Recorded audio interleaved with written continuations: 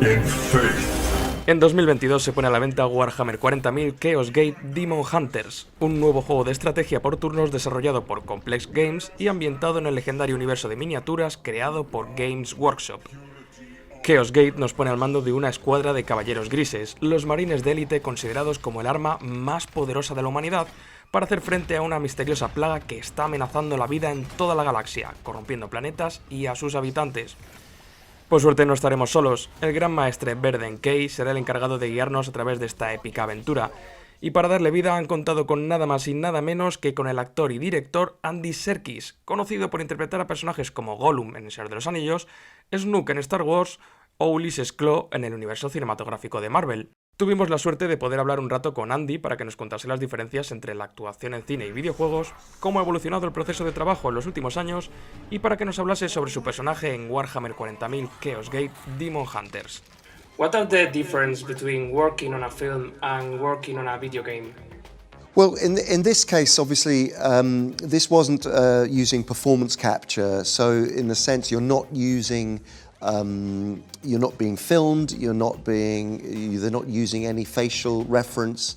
You're not on set with other actors. It was purely a voice role for this particular character. So that is different. Having said that, of course, you know, it's acting is acting, and so you're playing a character and you spend the time preparing for that character in the same way. And then, you know, even when it's just a voice, it's still connected to your physicality, and obviously you do a lot of work in researching the world that character lives in and understanding the character's place in the hierarchy of the society and all the work that you would normally do as an actor. So it's the same process of preparing for the role, but in this case, obviously, it's just at the end of the day, you are providing a voice for animators and CG artists to take that voice and inspire their work. And do you use the same acting methods when playing in a character for a video game? It depends on whether we're using performance capture or not. So if I'm wearing a suit with a head-mounted camera and it's capturing my facial expressions and you know, the audio and body all in one go in performance capture, then that's very similar to any kind of acting where you're on screen. But with this, you're not using any of that side of things. So it's predominantly thinking about how you're conveying the character through voice. So the challenges are slightly different. Between cinema and video games, where do you feel more comfortable working? Well, I've spent many more years in the world of cinema, but I've always been very interested in video games and became involved. For the first time I became involved was in 2004 with two video games, Heavenly Sword and then Journey into the West, which were produced by Ninja Theory. And so, it was at a time when video games were becoming more about character and narrative and story, and that was going to be equally as important as the gameplay, as an experience for the player.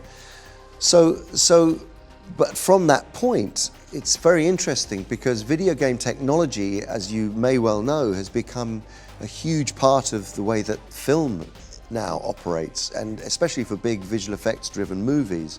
The production pipeline, which starts in pre-visualization, you know, uses video game technology and motion capture, performance capture to create avatars so that you can shoot scenes before you actually work with actors on set. So the pipeline, which goes all the way through from pre-production into production and post-production, is very much centered around using video game technology now. So yes, the worlds have come together in many ways. It's funny because that was my next question about the way the work in video games has evolved since you worked on Heavenly Sword 14 years ago. Yes, I mean, I really do think that they have become there is no, virtual production now is entirely based on the work that has come through from video games. So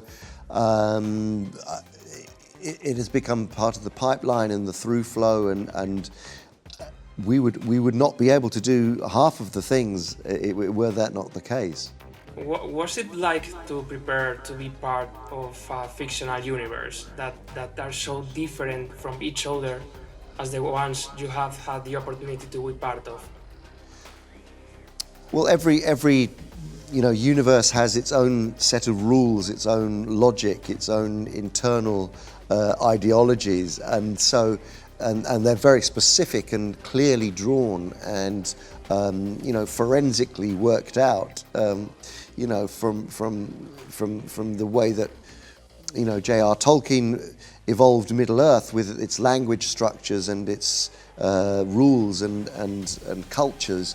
Every single world that you become part of has its own specific nature, and this was no different. And that was very interesting for me to start to uncover and research and become part of. And I really enjoyed the world of Warhammer. What can you tell me about your character in Warhammer? What makes him special compared with any other character you've played before? Well, what I found challenging about this role was the fact that I was going to have a direct communication with the player, which is an unusual thing.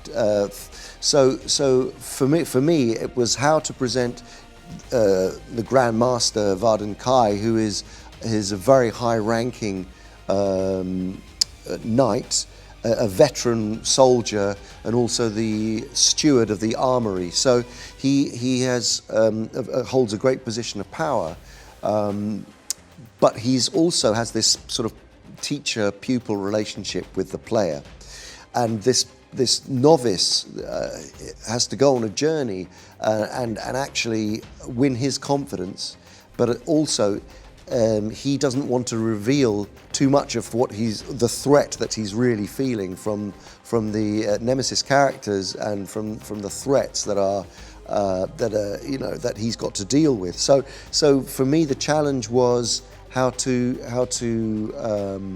be very strict and stern and convey all of the information the player needs, but at the same time not show too much emotion, but have it there so that you could see ultimately that he is concerned about the survival of his own planet, but he's not showing it. So it was a sort of a job of balancing what not to show with what to show. Would you say it's harder to play characters that aren't as well known as Gollum or Ulysses Claw? To the fans, of course, this world is beloved and has been absorbed in the. And again, what was very interesting was this started life in the physical game space. So creating models and painting them and bringing them to life in that way, and then being able to have real physical battles, as a model in the model world. So to see that translate into and see the fans hopefully emigrate into the virtual world with Warhammer is a very interesting journey, which I'm fascinated with. With Warhammer, it seems like you've worked on every big franchise out there. So, is there anything left that you'd love to work on? Well, I've never been involved in Star Trek or Game of Thrones. That's a couple, and I'm sure there are so many that I haven't been part of. I'm joking, but it is incredible, really, that storytelling now, and there are so many new universes that are being created. The appetite is there. We're constantly seeing, and now with streaming, and particularly over the course of the last year and a half with the pandemic and and people's fascination with world building and being part of storytelling in that way. There are so many new franchises opening up.